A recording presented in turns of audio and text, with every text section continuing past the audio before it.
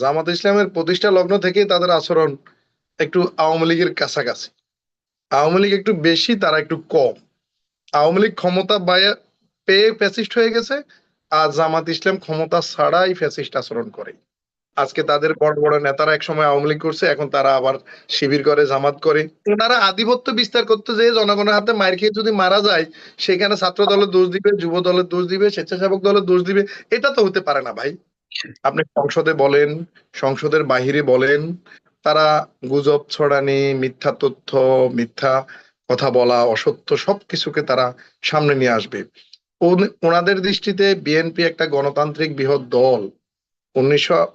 2018 সনেও 2018 সনেও জামাত ইসলামকে বিএনপি মার্কা দিয়ে সহযোগিতা করেছে, জোটে রেখেছে, ভোট করেছে একসাথে। কিন্তু সেই কৃতজ্ঞতা ভোটটুকু তাদের মধ্যে নাই। কথায় কথায় বিএনপি, তাদের কাছে বিএনপির কোনো মন্ত্রী, প্রধানমন্ত্রী থেকে শুরু করে কোনো মন্ত্রীই যোগ্য না। শুধু একমাত্র ওনারাই রাষ্ট্র পরিচালনা করার যোগ্য। 1937 সনে প্রতিষ্ঠিত জামাত ইসলাম, এর আগেও জামাত ইসলাম বিভিন্ন ইসলামিক নাম নিয়ে এই রাজনৈতিক দলটা ছিল।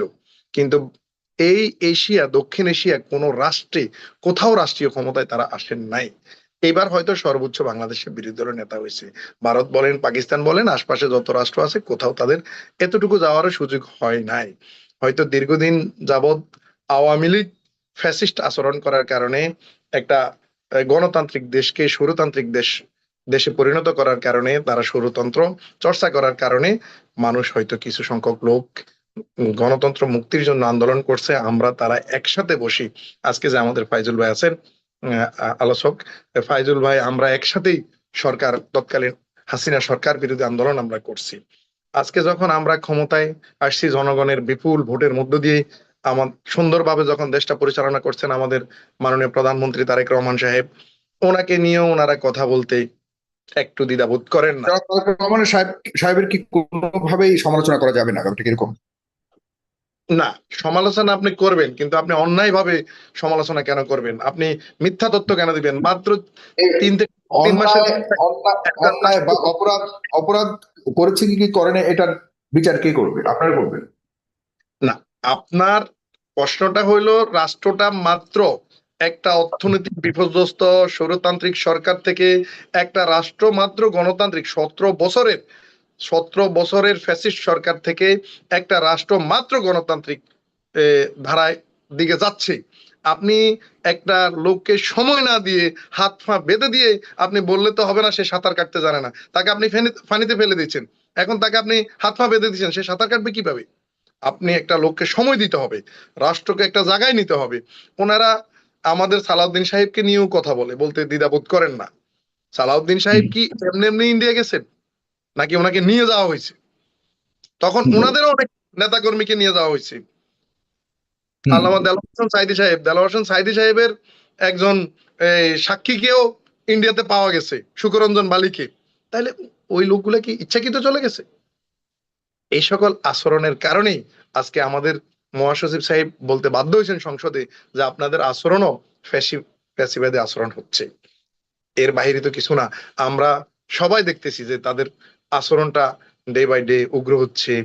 সরকারকে আর সময় দেওয়া যাবে না, ওনাদের দলীয় আপনারা এমন অবস্থায় উভয় পক্ষের আচরণ আমরা দেখতে পাচ্ছি। সাধারণ সাধারণ জনগণের দৃষ্টিতে আপনাদের অবস্থান হলো আপনারা রাজপথে মিছিল করছেন, একজন আরেকজনকে খুনি বলছেন, ইভেন খুন হয়েছে। এটাকে সূত্র ধরে আপনারা যেভাবে রাজপথে একজনকে খুনি রাজপথে বলছেন, আমরা গণতান্ত্রিক দ্বারা অব্যাহত রাখার জন্য রাজপথে আন্দোলন সংগ্রাম, মিছিল হবে, মিটিং হবে। পক্ষে বিপক্ষে গণতন্ত্রের ভাষা কি? পক্ষে বিপক্ষে কথা বলবে। খুন হবে, খুন অসত্য, হবে, অসত্য, খুন হবে, অসত্য খুন কথা হবে। বলা। না, খুন কেন হবে? খুন তো কোন সরকার, কোন দল, কোন মানুষ খুন আইন নিজের হাতে কাম করে না। খুন করা হয়েছে, কাকে? শিবিরের এক নেতাকে তো খুন করা হয়েছে, সেই জন্য তো ছাত্র দলের এক নেতার বাড়ি জ্বালিয়ে দিল। ওখানে ওখানে একটা কমিটি নিয়ে, একটা স্কুল কমিটি গঠন নিয়েই সম্ভবত এই হত্যাকাণ্ডটা ঘটেছে। এটা তো গ্রামের একটা হত্যাকাণ্ড, একটা স্কুল কমিটি নিয়েই। ওখানে তারা তাদের, গ্রামের হত্যাকাণ্ড নিয়ে কি প্রতিবাদ করা যাবে না? না, আধিপত্য বিস্তারকে কেন্দ্র করেই একটা যে স্কুল কারণে কমিটি, হোক। একটা যে স্কুল কারণে কমিটি মেরেছে ছাত্রদল, ছাত্রদলের পরবর্তীতে ছাত্রদলের ওই বাড়ি তাদের বাড়িকেও পুড়িয়ে দেওয়া হয়েছে, সেটি ওনারা আধিপত্য বিস্তার করতে যেয়ে জনগণের হাতে মার খেয়ে যদি মারা যায়, সেখানে ছাত্র দলের দোষ দিবে, যুব দলের দোষ দিবে, স্বেচ্ছাসেবক দলের দোষ দিবে। এটা তো হতে পারে না ভাই। আপনি আগে দেখতে হবে কি নিয়ে ভেজালটা হয়েছে, কি নিয়ে ঝামেলাটা সৃষ্টি হয়েছে। আপনি সেখানে মূলে যাইতে হবে।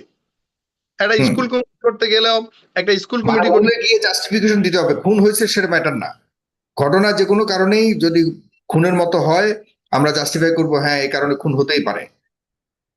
না, ওটা খুন আমরা কামনা করি না, খুন হতে পারে না, হুম আইন নিতে নেওয়া যায় না, কিন্তু আধিপত্য বিস্তারকে কেন্দ্র করে তো যুগ যুগ ধরে সব দেশে খুন হচ্ছে বা লড়াই হচ্ছে, মানুষ মারতেছে, তারাও তো মারতেছে, সবাই তো মারতেছে, মারতেছে না?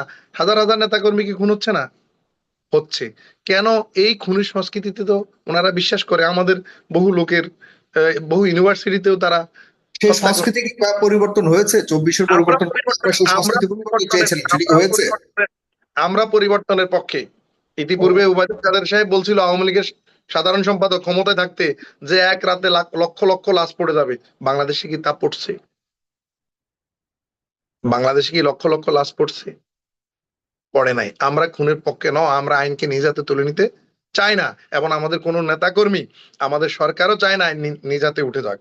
কিন্তু আধিপত্য বিস্তারকে কেন্দ্র করে বাড়ি বাড়ি ঝগড়া হবে, জায়গা জমি নিয়ে ঝগড়া হবে, স্কুলের প্রতিষ্ঠাতা তারা তাদের একটা, যারা প্রতিষ্ঠাতা তাদের একটা অবস্থান থাকে, এগুলো নিয়ে ঝগড়া করলে তো এখানে আপনি রাজনৈতিক দায় চাপাইতে পারেন না। এখন আপনার পাশে যে বসে রয়েছে তার মনে কি আছে আমি তো জানি না। সে যদি আপনাকে একটা বাড়ি দিয়ে মেরে ফেলে, সেটার জন্য কি গভর্নমেন্ট দায়ী হয়ে যাবে? সেটার জন্য কি সরকার? শেখ হাসিনা কখনো নিজের হাতে কাউকে খুন করেনি, করেছে? তো সব দায়ভার শেখ হাসিনার উপর দিলেন কেন? শেখ হাসিনা শেখ হাসিনা কখনো নিজ হাতে করে নাই, শেখ হাসিনা খুন করাইছে। কিন্তু আমার প্রশ্ন হচ্ছে, একটা লোক যদি তার অন্তরের মধ্যে এই লালন করে যে আমি আপনাকে মেরে ফেলবো, ব্যক্তিগত হিংসায় বা সামাজিক হিংসায়, অর্থনৈতিক লেনদেনে, সামাজিক লেনদেনে তারা যদি এরকম এ, আক্রমণাত্মক কোনো কাজ করে, তার জন্য কি সরকার দায়ী? এটা আমাদেরকে বেরিয়ে আসতে হবে। আমরা যারা জনগণ আছি, আমরা যারা সচেতন মানুষ আছি, আমরাই এইখান থেকে বেরিয়ে আসতে হবে। এই দ্বন্দ্ব, বিবাদ, এই সকল আচরণ থেকে, এই সকল কালচার থেকে আমাদেরকে বেরিয়ে আসতে হবে। আপনার চোখে এখন বর্তমানে ফ্যাসিবাদ সবচেয়ে ফ্যাসিবাদ আপনার চোখে বা আপনার দলের চোখের বাদই দিলাম, আপনার ব্যক্তিগত চোখে যদি জিজ্ঞাসা করি, ফ্যাসিবাদী আচরণ কোনটাকে সবচেয়ে বেশি ভয়ঙ্কর মনে হচ্ছে, আওয়ামী লীগের নাকি জামাত ইসলামের? আওয়ামী লীগ ভয়ঙ্কর, আমি বারবারে বলবো আওয়ামী লীগ ভয়ঙ্কর, কিন্তু আওয়ামী লীগের চর্চাটা করতে যাচ্ছে আমাদের জামাত ইসলামের লোকজন। আপনাদের পক্ষ থেকে তো আওয়ামী ফেসিবাদের বিরুদ্ধে কোনো তেমন কোনো দেখা যাচ্ছে না, জামাত ইসলামের পক্ষ থেকে আমাদের দেখা যাচ্ছে না। গতকালকে তো সারা বাংলাদেশে আওয়ামী লীগের বিরুদ্ধে প্রোগ্রাম গেছে। এখনো তো সরকার সরকারের মতো করে বিভিন্ন জায়গায় আইন শৃঙ্খলা রক্ষাকারী বাহিনীদেরকে আওয়ামী নির্দেশ লীগ তো দিচ্ছে। মনে করে যে আওয়ামী লীগের বেশিরভাগ নেতা নেতা কর্মীরা আপনাদের মধ্যে মিশে গিয়ে এখন সবচেয়ে বেশি শক্তিশালী অবস্থানে রয়েছে, আওয়ামী লীগ আপনারা সুযোগ দিচ্ছেন। আওয়ামী লীগকে আমরা কখনো জায়গা দিই নাই। আওয়ামী লীগকে কাঁদিয়ে নিয়েছে আমাদের ভাইয়েরা। তারা আজকে তাদের বড় বড় নেতারা একসময় আওয়ামী লীগ করছে, এখন তারা আবার শিবির করে, জামাত করে, ওখান থেকে বেরিয়ে আসি করে, তাদের বড় বড় দায়িত্বে চলে গেছে। আমাদের একটা দায়িত্বে বলেন যে অমুক আওয়ামী লীগ করছে, তারা আমরা দায়িত্ব দিয়ে দিছি। ছাত্র দলে দিয়ে দিছি, যুব দলে দিয়ে দিছি, স্বেচ্ছাসেবক দলে দিয়ে দিছি, কৃষক দলে, শ্রমিক দলে, কোথায় আমরা পুনর্বাসন করছি। তাদের শত শত লোক, নাম বললে শত শত লোকের নাম বলা যাবে। তারা একসময় ছাত্রলীগ করতো, যুবলীগ করতো, আওয়ামী লীগের বিভিন্ন পর্যায়ে ছিল। তারা এই সকল জায়গাগুলোতে রাজনীতি করে এখন জামাত ইসলাম করে। জামাত ইসলাম তাদের জন্য বা তাদের সাথে আরেকটা জোট আছে এনসিবি, এনসিবির মধ্যে অনেকে পুনর্বাসিত হচ্ছে। ওই যে সাংবাদিকটা ওই দিন প্রশ্ন করছে 32 নম্বরে, যে ভাই আগে তো আপনারা তাদের তাদের ভিতরে যায় তাদের স্লোগান দিতেন আওয়ামী লীগের, এখন আপনাদের মধ্যে কোনো আওয়ামী লীগ আসেনি, এই কথা কেন বলছে? তার জন্য নাক মুখ ফাটাইয়া দিছে। হুম আমরা ইতিমধ্যে দেখলাম 32 নম্বরের ঘটনায় যে সাংবাদিককে তারা পিটাইলো, সে একটা প্রশ্ন করছে মাত্র। আমরা কখনো কোনোদিন গুপ্ত রাজনীতি করি নাই। আমরা গুপ্ত রাজনীতি করার রাজনীতি বিশ্বাস করি না। আমরা রাজপথে থেকে রাজনীতি করছি, ফয়জল ভাই রাজপথে থেকে রাজনীতি করছে, কিন্তু এখন কেন যেন কি হয়ে গেছে সেটা তো আর আমার জানা নেই। মোটামুটি ওই দিক থেকেই ভালো রাজনীতি করতেছে দেখতেছি, এই আর কি। উনি তো ওকে। রাজপথের, উনি রাজপথের যোদ্ধা মানুষ ছিল, আমরা একসাথে আন্দোলন সংগ্রাম করছি এই ফ্যাসিস্ট হাসিনার বিরুদ্ধে। এখন ওনাদের আচরণ যদি আবার ফ্যাসিস্টের মতো হয়ে যায়, তাহলে তো দুর্ভাগ্য এই জাতির জন্য। আমরা সবাই এই দুর্ভাগা জাতি হিসাবে পরিণত হবো আর কি, এর বাইরে তো আমাদের আর কিছু নেই।